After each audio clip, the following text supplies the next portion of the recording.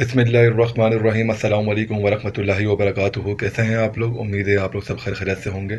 प्यारो, अगर कोई शख्स ख्वाब में मछली यानी फिश देखता है, ऐसा ख्वाब मर्द देखे या औरत देखे, इसकी ताबीर क्या होगी? इससे पहले मेरे चैनल को सब्सक्राइब कर लें, बेल आइकन में प्रेस कर लें कि ऐसी इस्लामिक मजीद वीडियोस आपको मिलती रहें, और मेरी वीडियो को लाइक शेयर ज़रूर करिएगा, और एक बार मोहब्बत से कमेंट में कुन फयाकुन और अल्लाह अकबर ज़रूर लिखिएगा। उस ख्वाब की ताबीर ये होगी कि उसके घर बेटी पैदा होने की, दौलत मिलने की और कसरत के साथ रिस्क मिलने की अलामत है।